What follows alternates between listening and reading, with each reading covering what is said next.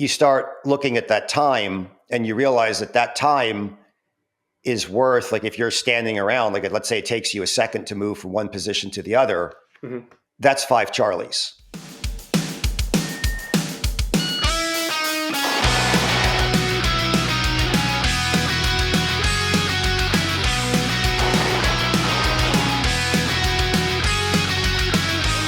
So this is the Brown Duke Gun Show. My name is JP Garcia, here today with an old friend, Andreas Yankopolous.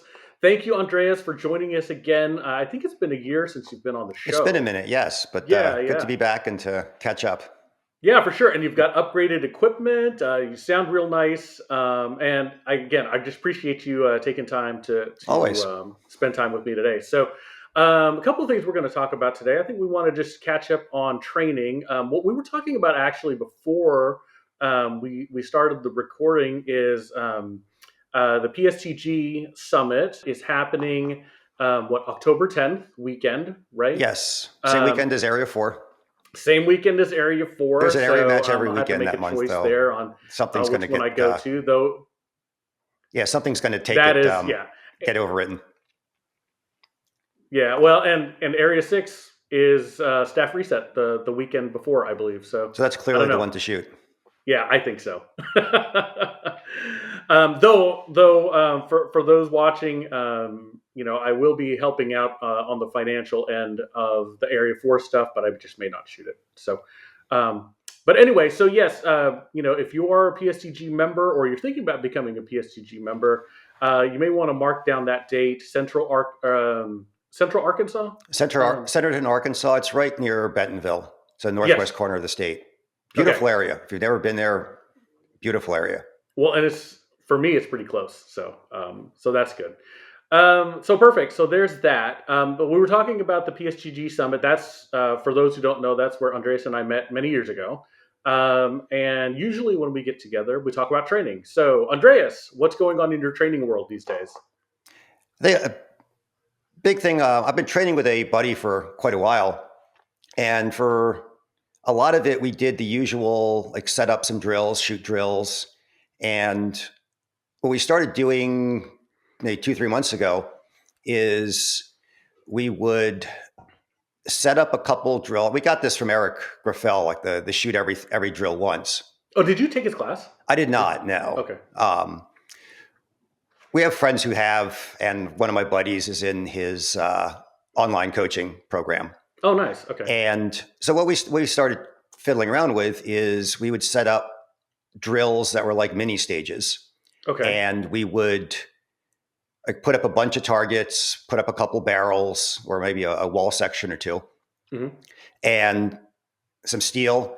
And then we would come up with a couple different orders to shoot everything. And so there's a lot of double engaging when you do this. And you can imagine if you put up 4 barrels, you have like 4 easy shooting positions. Maybe you put up 8 or 10 targets and a couple of pieces of steel. You can easily come up with a dozen different ways to shoot this thing. Sure.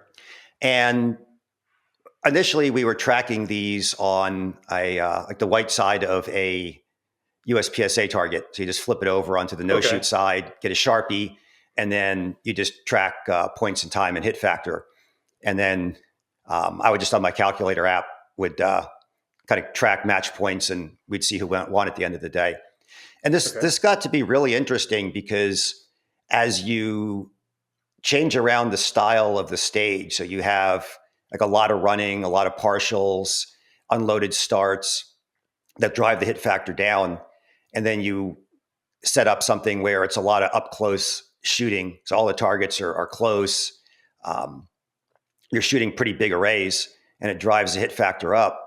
Mm-hmm. And you get a real sense on how points and time factor into the overall hit factor. And because both of you are shooting it, you can see what was your time, what was my time, how many Charlies, Deltas did you shoot, how many Charlies, Deltas did I shoot, or God forbid, miss or no shoot penalties. Right, yeah. And you start developing pretty quick an intuitive feel for how all these things shake out and how points in time you can trade them off and how this varies as the hit factor of the stage varies. Okay. And Okay. more recently, what we did is we started using the Practice Score app. So if you go into, like we've been using Practice Score too, you can go in and create a match, and then you build stages and add yourself and your buddy as shooters. Okay. And you can run this thing just like you would run a match. Wow. Okay. Yeah. Sure. Yeah, that makes And sense. I mean, the building the stage takes a couple seconds. It's super fast, Hmm. especially like kind of how we were doing it is we put up maybe 8 paper targets, and then both of us have 2 pieces of steel. So there are 4 pieces of steel. Hmm.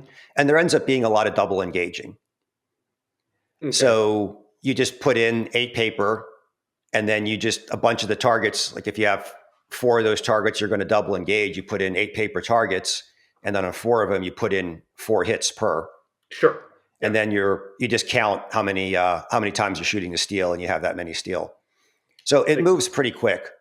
Okay. And I mean, you can in your head you can do a Charlie is working it's a hit factor 5 stage, so a Charlie is worth 0.4 seconds, Hmm. and that's nice and academic. Or it's a hit factor 10 stage, so a Charlie is worth 0.2 seconds, and that's nice and Right. academic. But when you actually start shooting it and you push a little bit for speed, or you hang off speed and try to get more points, and your buddy's doing a similar or a different strategy, you can really see how it works out for both of you too. So, like, how it separates. Yes, like how that trade-off actually works in practice. Got it. So then, okay, a lot to dig into there. So first question, I guess I have for like a 10 factor stage, so something that's like a classifier, more like a stand and shoot type thing where you're Mm-hmm. shooting really fast, Mm-hmm. right? What did you find? Like, because for me, a lot of times when I shoot, you know, fast, you feel a lot of that tension. You feel like a lot of, okay, I got to speed up, that kind of thing. Um, and you may be spraying some Charlies and doing things that you wouldn't normally do if it were more of a 5 factor stage where the points matter more, right? Yes. So I guess, you know, like you said, academically, that makes sense, right? On paper. But what did you feel like when you shot the 2 different paces? Did it feel like you were really laying up, or you feel like you were really on the gas, or kind of can you go through what your Yeah. results were? Yeah. What I'm finding is, so with a hit factor 10 stage, that means if you're shooting minor, that a Charlie is worth 2/10 of a second. Hmm. It also means that 2/10 of a second are worth a Charlie. Sure. So you'll have, like, for instance, if you're trying to blend targets in 2 positions, so you have 2 positions, you're trying to blend it into one by shooting in between. Hmm. So you have, like, let's say you have 3 targets in one position, 3 targets in the other, and if you just shoot statically, you have that awkward pause in between the two. Right. And you start looking at that time, and you realize that that time is worth, like, if you're standing around, like, let's say it takes you a second to move from one position to the other, Hmm. that's 5 Charlies. Like, Wow. even if you get like all alphas, like that time that you wasted is 5 It's Charlies. 5 Charlies. Okay. So Yeah. if you then, like, let's say you shoot out of, you back out of one position hard and you come into the next position shooting, and instead of a second transition, you drop it down to like 0.4, then if you drop less than 3 Charlies, you're ahead. You're still ahead. You're still Okay. ahead. And that was the time being worth points has been one of the big takeaways. Or you That's a look good way at, to think about it. Yeah. like on a like on a high hit factor stage, when you come into position, I mean, it takes you a few tenths of a second to really settle in. Hmm. And you realize that even if you shoot early, like, maybe you'll get an alpha, maybe you won't, but the amount of time you're taking to settle in before you shoot to guarantee that alpha is just, it ends up not being worth it on Right. stages like that. Right. It basically converts. If you think about it this way, it converts some of your alphas on the other array to Charlies. Correct. Yeah. Yeah. Correct. Yeah. Yeah. So. And some of that started coming from, we had a match a local match recently where it just came out that all the stages were crazy high hit factor. I think like the lowest hit factor was a 9 or a 10 or something like that. Oh, geez. Okay. And I shot it like a hit factor 6 match. Oh, wow. Okay. Where I was like shooting like 95% alphas, and it just didn't work out well for me. Sure. Just because you can maximize points, but I mean, there's a maximum number of points on a stage, but there isn't a minimum time. Correct. And just when I walked into the match and I knew that I was shooting it the wrong way. I just had a couple rough matches recently where I dropped a fair number of penalties, and I wanted to walk away with a clean match just to reaffirm that I could do that when I needed to. Sure. So I didn't shoot the optimal strategy. But even as I was coming up with my stage plans in the back of my head, I was thinking like, yeah, if I was really trying to place well on this match, I would do these things a little bit differently. Sure. No, I really like time is points. Time is yes. Points. That's a very interesting takeaway for high hit factor stages. Yes. Right? So then to dig in, because I think you and I are on the same page of what a high hit factor stage is. When you walk up to a stage, how do you identify that it's high hit factor? So the really easy way to do it is to pick up the tablet and look at what the last squad did. Yeah, makes sense. But if you're fresh on it, right? If you're the first person, if it's the first stage of the match, like there are no scores that exist, you're really looking at how much shooting versus movement is there. Yes. And what's the overall shot difficulty? Right. So if you have a lot of 5-yard and in open targets, and there really isn't they aren't broken up with ports or wall apertures where you can just shooting everything moving one side to the other, that's going to get you the really high hit factor. Sure. When you have unloaded starts, when you have mags on barrels, when you have a lot of tight partials, like if you have a lot of tight partials that you're shooting through ports with a fair amount of movement in between them, that also is going to drive down the hit factor. Sure. Yeah, my rule of thumb generally is if the course is small and open and close, right? And then you add into that, and there's only 1 or 2 shooting positions. Generally, that's going to be a really high hit factor, right? So you shoot a lot and you don't move a lot, just like you said, right? Yeah, and I would say the more shooting you have, that's going to also drive up the hit factor because the time you spend on the draw gets washed out. Yeah. That you can think like shooting a Blake drill where you draw and you shoot 3 targets at 7 yards. If you're doing that well, the draw is going to be half of the time. Like you have a 1 second draw and then it's a 0.2 splits and transitions. Correct. You can imagine, let's say you have a Blake drill where you have 6 targets. So now you're drawing for 1 second and you're shooting for 2 seconds. So I think short courses tend to work like that. Like you have a fairly small number of targets. So the draw becomes a bigger factor. Correct. And sometimes a draw doesn't matter much because you're moving. But if it's a draw, like if you're standing and drawing to the first target, like you can see it, that's also going to drive the hit factor down just a little bit.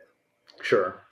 Yeah, well, conversely, the more, like you said, the more complicated the stage is, or the larger the stage is, right? That's going to be more of your lower hit factor. If it's a true field course, if you're seeing something that's 30 rounds, 28 rounds, chances are, not always. It depends how close the targets are and how many. True. Yeah, it depends how much movement there is. True. So, because the other area where I think this factors in is thinking about a Charlie budget on a stage. Yeah. So let's say you have, like, I'll use an example stage that I shot. Let's say you have, let's say it's a dozen targets and 10 of those targets are inside of 5 yards.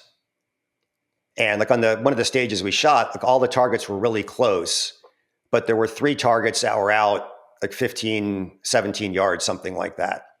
Yeah. And you had to move forward about 5 yards to shoot the last target. Okay. And when you were moving forward those 5 yards for the last target, which was close, you had 3 targets that were out past 15 yards. Mhm.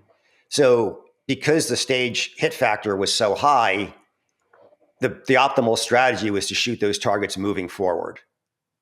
Okay. Because Yeah. if you just ran without shooting, the clock is ticking and you're not scoring any points.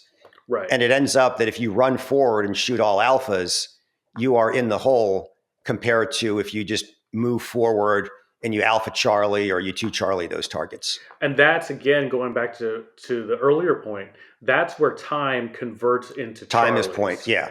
Yeah. That if you waste time, you're essentially you're adding Charlies to your score. Yeah. Absolutely. No. Cool. Yeah. That And makes then, sense. yeah, with you shooting open major, it's even worse. Right. Yeah. Well, Because I mean, going your Charlies are 4 points instead of Correct. you're 4 points instead of 5, and you're getting 2 points for a delta. Right. Yeah. No, absolutely. Well, and major scoring, and that's why I hope USPSA, IPSC, whatever, they don't get rid of major, because it does make it a little bit. It makes it a different game. Oh, right? absolutely. You know, it's much more of a movement game, and if like finding that true shooting efficiency type situation versus maximizing the points, and both are fun. Both are fun for sure. But you know, the major side of it, whether it's limited or open, it does change the way you have to move more, right? Yes. Because you get penalized so much more for not moving. Um, but yes, yeah, you're absolutely right. In open, you just have to move. You know, Yeah, and you got to be moving the whole time. yeah, it has taken me so long. I mean, you and I, you know, have known each other for many years, and it has taken me from then until now to really kind of compartmentalize that, Mm-hmm. you know, and make it part of my being as an open shooter. Mm-hmm. And still, a lot of times I'll get caught standing, and in my head while I'm shooting, I'm like, this is wrong, but you know, Well, you're it is realizing what it it is. now, which is important. Yeah, exactly. Exactly. So then let's talk about the other situation now, right? Because we talked about high hit factor.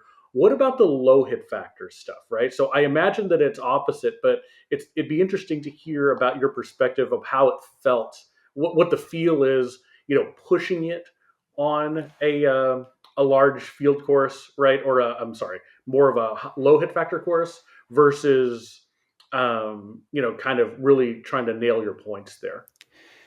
Yeah, what I'm taking away from that is I'm really trying to move more aggressively and learn to settle faster Okay. so that I can get those A's.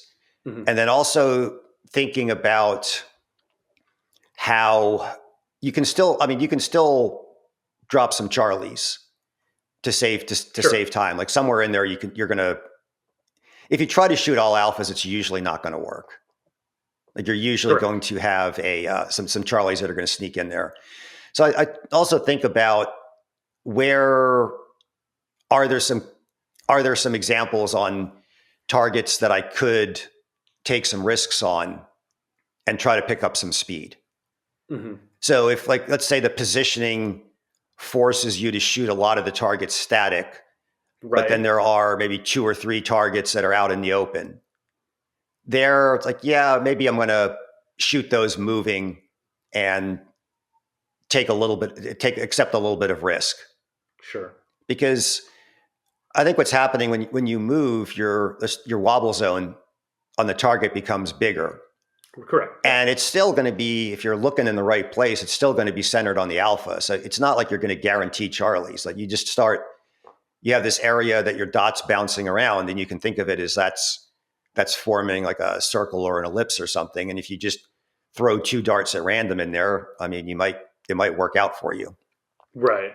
So to just not get overly cautious, like you still Okay. want to look in the right spot, grip the gun even, prep the trigger, wait for the dot to settle. But it's not an excuse for shooting like a coward. You still need to get after it. Yeah, I haven't heard that one in a while. Shoot like a Yeah. coward.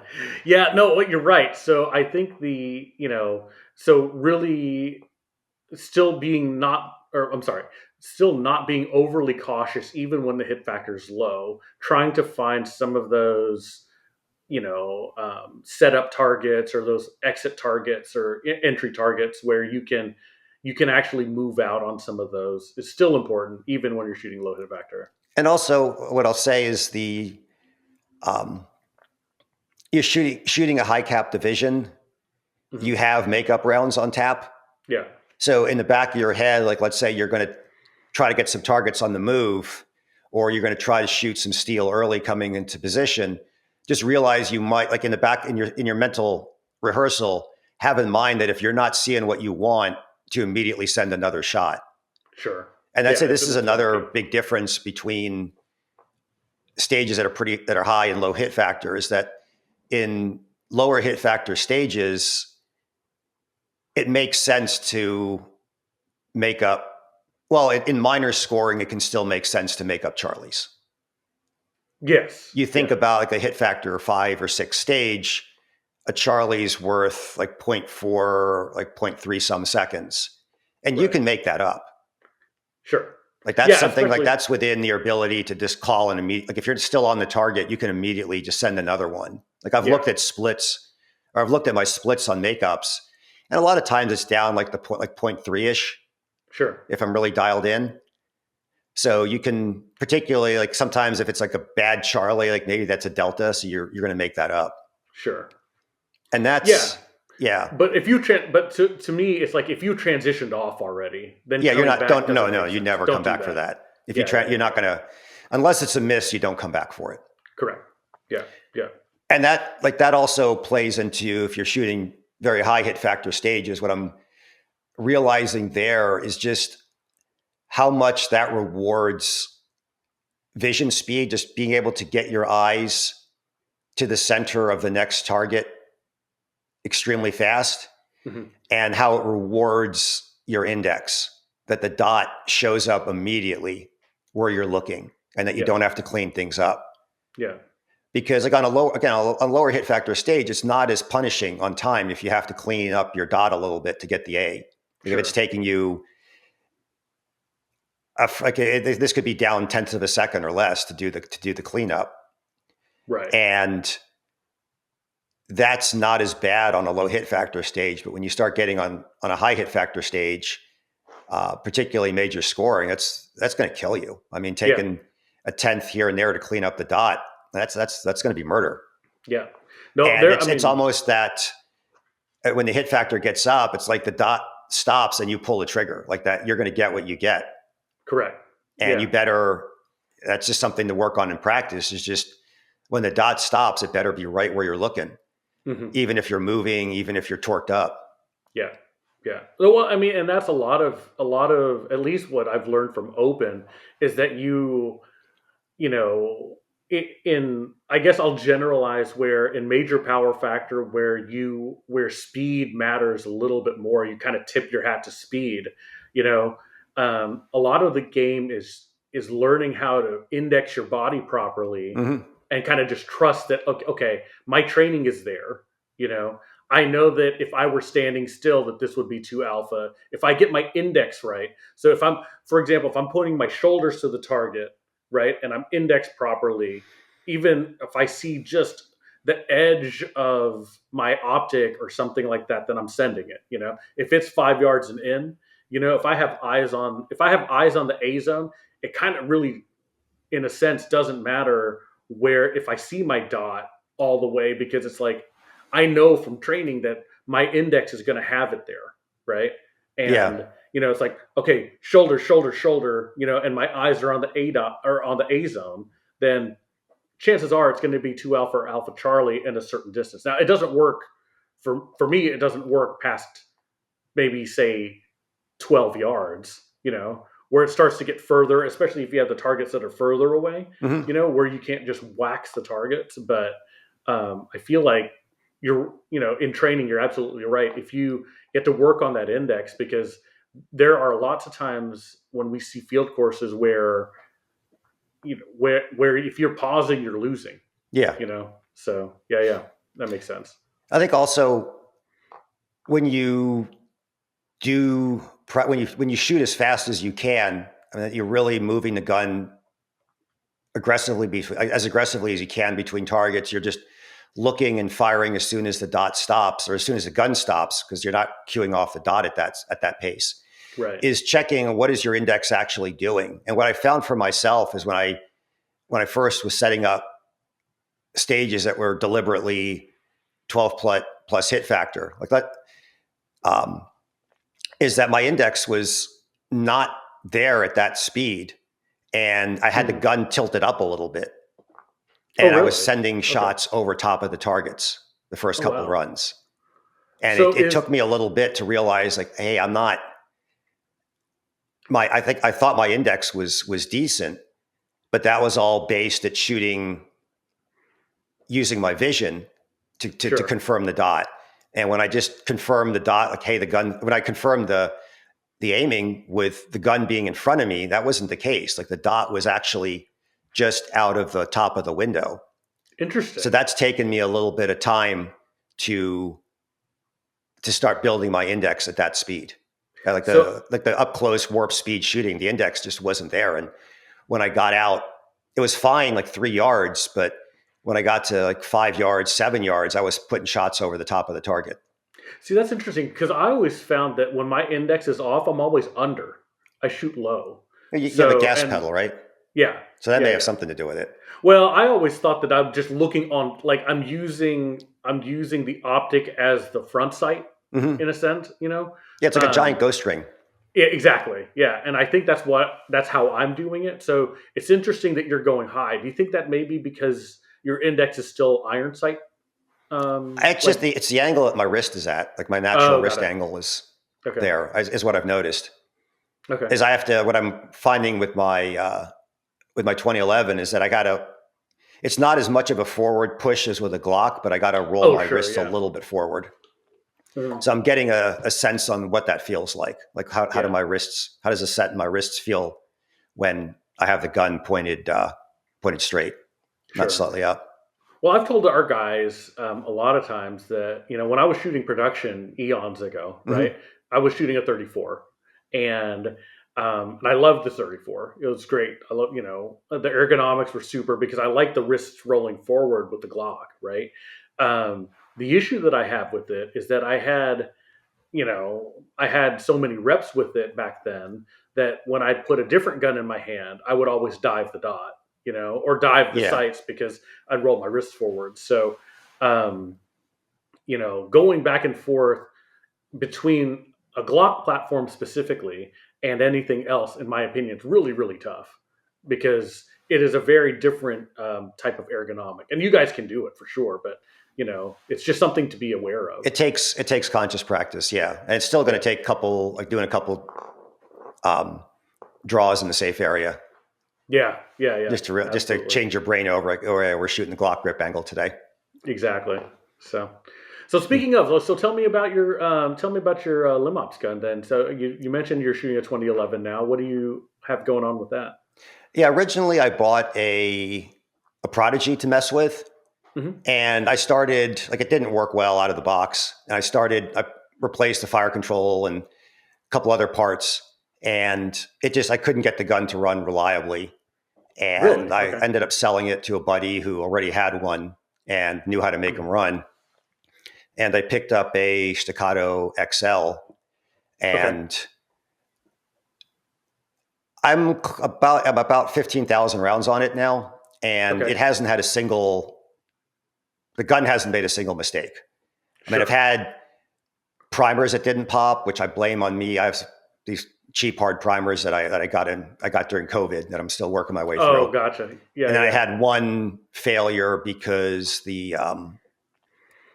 I dropped the magazine that was partially loaded, and the rounds got a little messed up in there. Oh, yeah. So when I topped it back off, it didn't feed right. Oh, yeah. No, if you get a shaker can, no, you. So that's like, okay, we've learned about that. And other than that, the gun's been 100%. Now, I did. There were a couple parts that I ahead. had to swap out to get it to. Like I have fairly small hands, Mm-hmm. so I ended up putting the like the Atlas shielded safeties on it, Okay.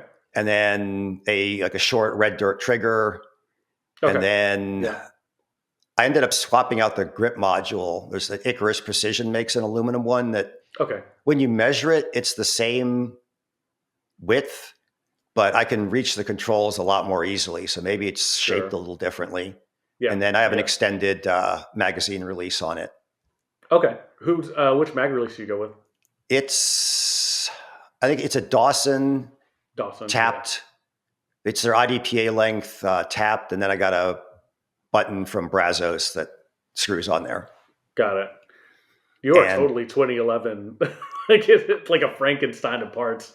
yeah, and that's That's how we what. do it, though. Yeah. Yeah, that's the thing. Like I want to pick up another one in the next couple of months, but I've looked at my Staccato and just what I paid for it, and then like how many of the factory parts I just took out and replaced. Yeah. So I'm not sure, like when I get a second one, like how this is going to work. Because I look at the models that are available online. I'm like, yeah, I want to replace this. I don't like their grip, blah blah blah. I'm like, at this point, I'm almost thinking like, do I just find a gunsmith and just send them a bunch of parts and say make a 2011 out of this? You could. You That could. that You have to scares me. wait But that scares 2 years, me. though. Well, Yeah. yeah, that's also it. It's like, how long is that going to take?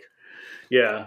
I think I think that the quick answer is get another Excel and do exactly what you did. You know, I the other way you could go to get it in a timely fashion is buy one of those limb op guns off the used market from a custom builder already. You This is know, true. the hard part, the caution I'll give you there is like you got to know who you're buying it from.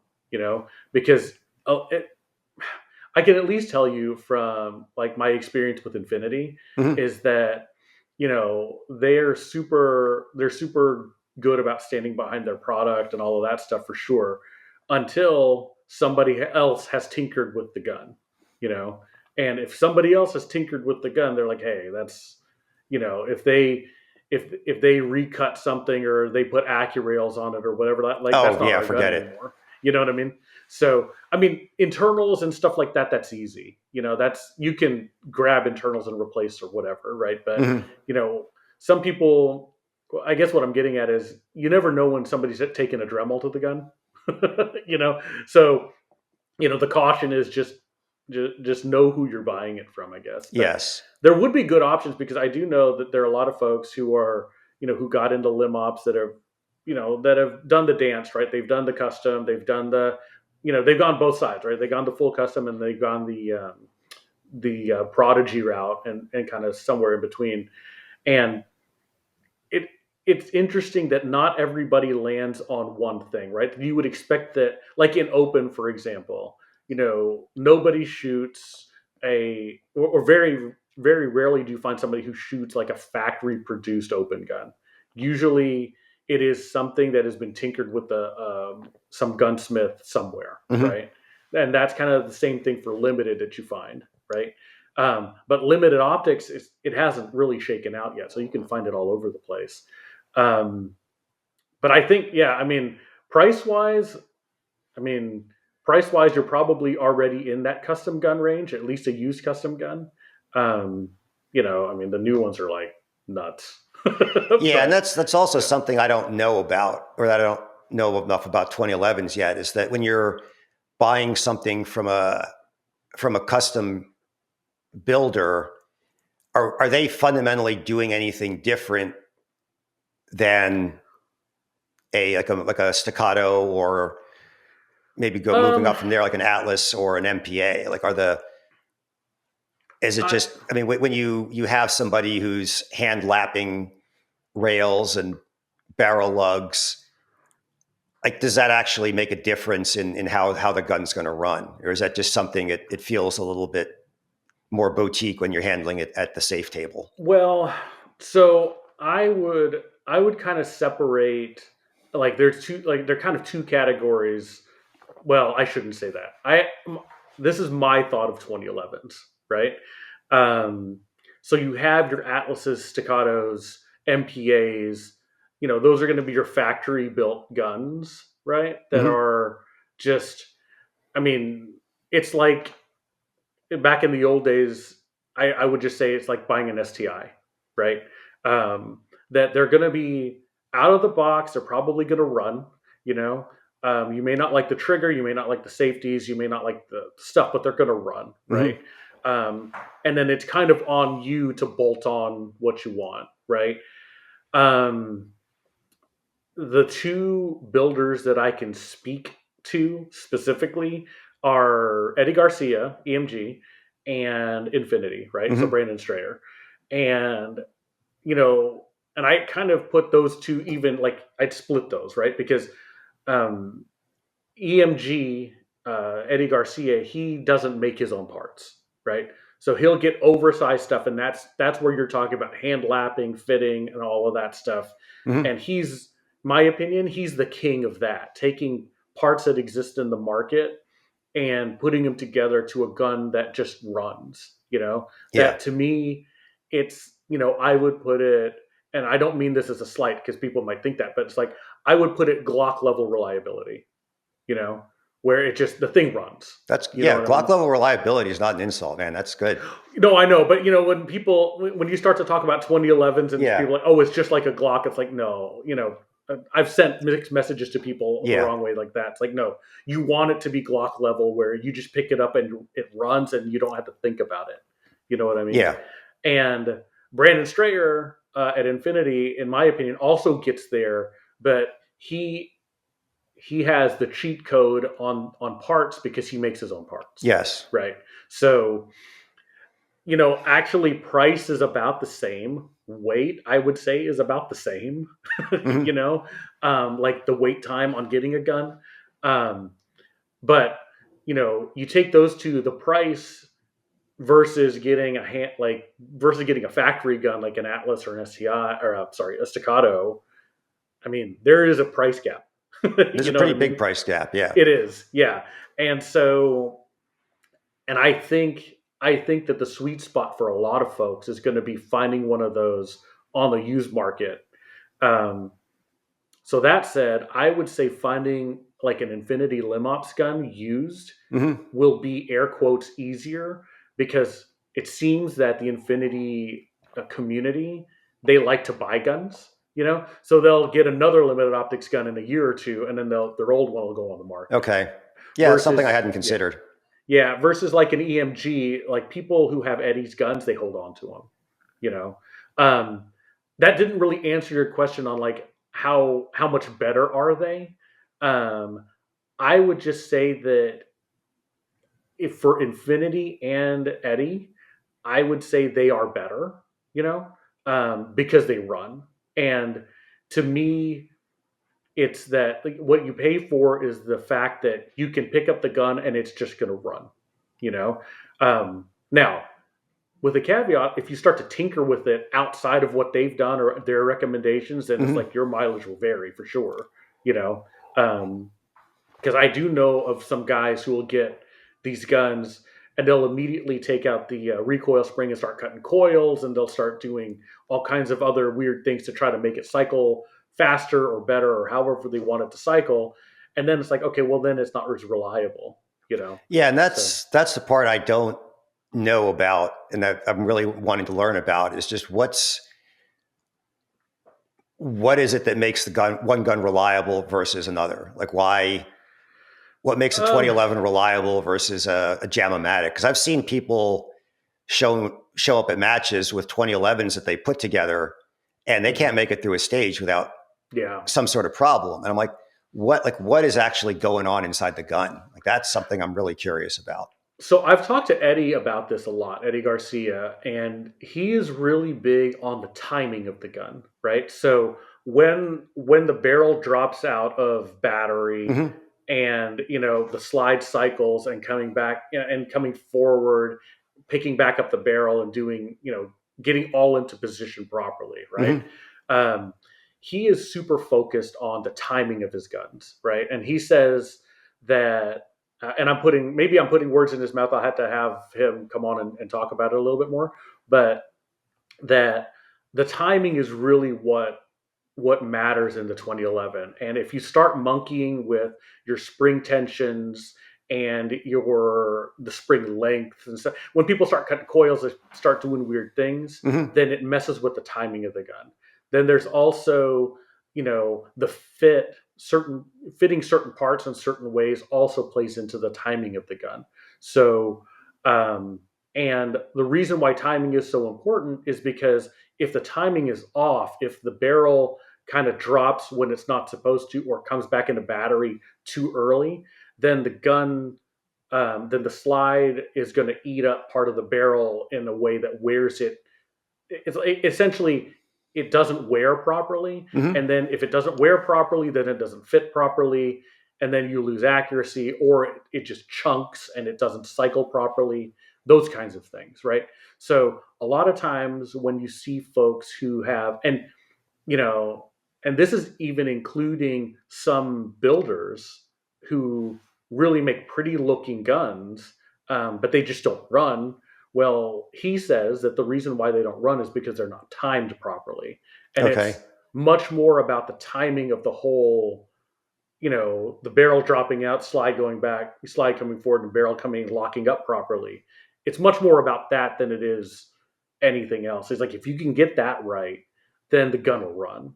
Right? So that's the length of the barrel link and the depth that the hood's cut and such. I'm speaking out of turn now, but yes, it's all about that. Like, all of those types of things play together into making it where I've heard him say it, before when we were talking. You don't want your gun to eat itself, right? Or he says something similar to that. Maybe they're more expletives or whatever. Yeah, probably. But essentially, your gun's beating itself up every time it cycles, and then he said, if your gun is beating itself up or it's eating itself every time it cycles, you put 10,000 rounds through it, it's definitely not going to shoot, well. It's not going to be the same gun that you had 10,000 rounds. Like, it's not going to last, basically. And so that, like, there, and I don't know what the factors are, right? And that's why, to me, I had people do it, Eddie or Brandon or whoever. It's like, okay, I rely on them to make sure my, the timings are right and all of that stuff. But, I don't know if it's like the barrel length, the lug length, or like whatever. Like, I don't know what plays into it, but I do know that there are several factors that he's really key on. Eddie Garcia, for sure. Yes.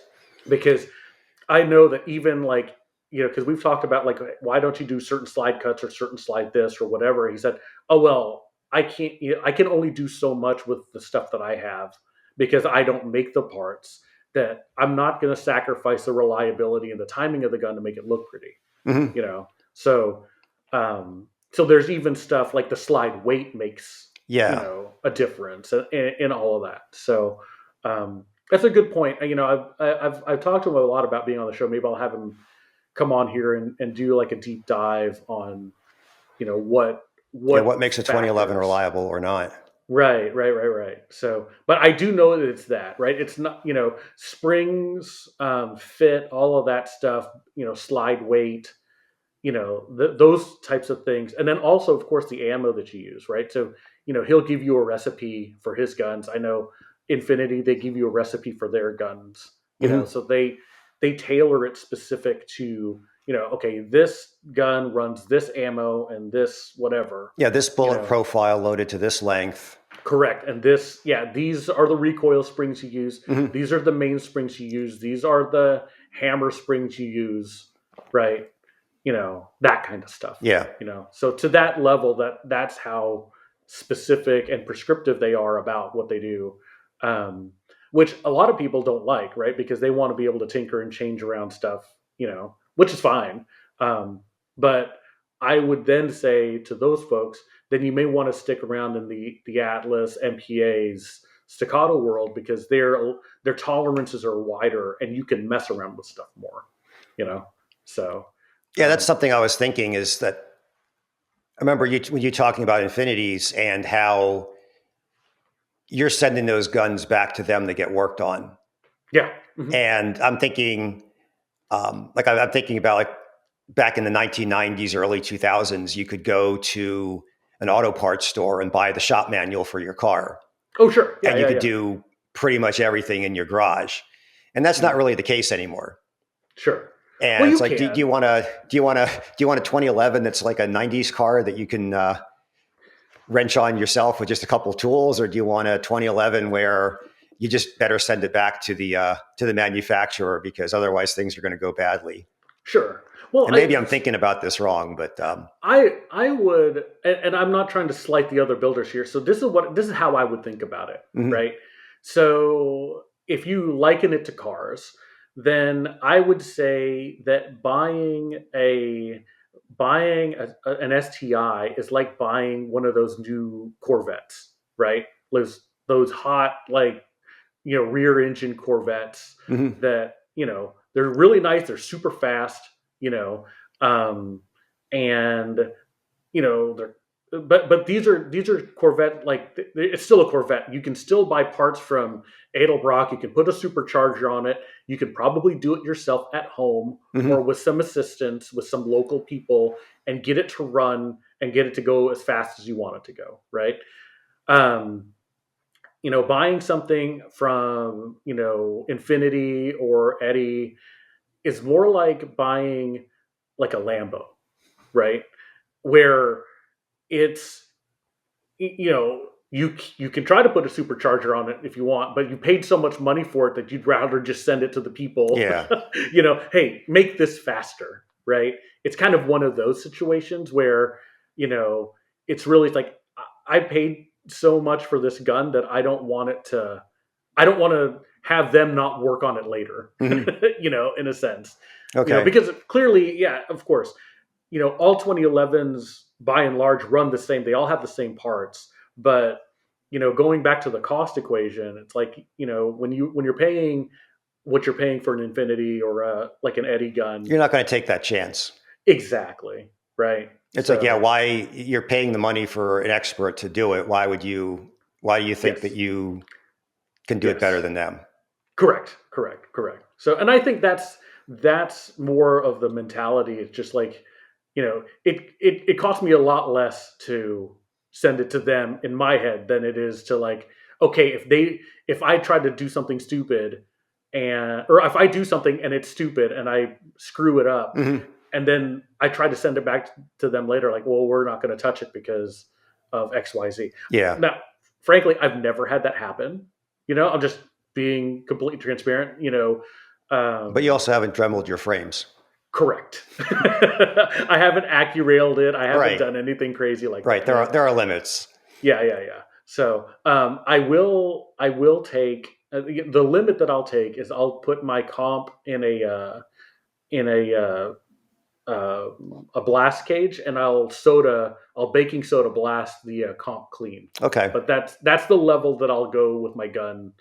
And even then, when I got my comp super clean, I showed it to the Infinity guys. They're like, how'd you get it clean? I was like, oh, I put it in the sand blaster and used baking soda. Like, well, just be careful because, we've had customers go through their comps by doing that. Like, oh, well, yeah, okay. Yeah, maybe I shouldn't do that anymore. Okay, be careful. Just be careful. But anyway, point is, I think that's really kind of why a lot of times I just send it back. Also have a good relationship with the Infinity folks, they've always been good to me and taking care of all my stuff. Right. And if I'm not super stupid, then, they're really, they're really good about, fixing something or turning things around and stuff like that. And Eddie is too, right? So my good friend, Brandon Alias, who's here in town with me and we train a lot, he has an Eddie gun. Right. And so it's the same type of thing, And when you're getting service, what's the turnaround time on them? It just depends. I mean, anymore, Brandon Strayer knows it's like, okay, JP's not going to send it in unless it's like really broke, and then if I do have to send it, I haven't actually had to send mine in for a couple of years. The last time I sent it in, I think I broke a grip and I wanted a grip refitted. But he and I know now that I'll call them up and just ask him, hey, I had this thing break, and he's seen. I've been at the factory enough to, he's seen me break apart the gun before. He's like, he knows that I'm okay. Like I'm not gonna bend anything or do anything stupid. So then, his guys will just say, oh, you have this. It's JP. Oh, I'm just gonna here are the parts, that you need. Do this, right? Okay. So, okay, fine. So when I had to have the grip, it was off season, and I told him not to prioritize it. So maybe took a few weeks. Maybe. Okay. I know Eddie for Brandon Elias. It was right before nationals, and he turned it around. I think it was within a week or so. Okay. Eddie, I'm not committing you to that. Sorry, but Yeah. I mean, I think it was something like that. So they're pretty quick, and they're both shooters. They know. Yeah, they know the match schedules and exactly. If it's match time, especially Nats or something big like an area, they'll make it they'll happen. try to help as much as they can. Okay. Yeah. So. Okay. So it's been pretty good. But yeah, I mean, that's some stuff to think about. Yeah, it's a lot. I mean, I don't know if I helped answer any questions or I kind of diverted from your topic at all. No. That's what I was just curious what your take was on that, on the different builders and what you're getting. And and a lot of it's just, I don't know the other builders, maybe that's what it is. But I have seen the janky crank-o-matics that people are just, they're just messing with them. A lot of times what it is that they'll get guns and they'll try to do something to them that's, that maybe it's something they could get away with on a 1911, but something running like a 2011, an open gun that they should have had somebody else work on it. Yeah, I can imagine if the barrel length is the wrong length, or or they try to change the barrel hood is not cut right, or that you can have all sorts of problems with that. Yeah. Well, yeah, I mean, if I can get it coordinated, maybe I'll have you on with Eddie. That'd be fun. If I can have him, and then you can ask all the questions you want to ask. So cool. Well, Andreas, anything else you want to talk about today? That's it for now. Okay. Yeah, I mean, right now, practice working a lot on vision speed, getting my eye to a specific spot and being very neutral with my grip. So hopefully I have some things to talk about that in a few weeks. Yeah. Well, I'll try to catch up with you more than just once a year. Yeah, let's do that. For sure. So one last thing, Andreas, catching up, your website, yank.to, right? Yes. Okay. So people can reach you there, and I have my email address and contact info there. And I'm pausing on announcing any classes, just have some scheduling stuff to work out that I should have resolved in the next week or so.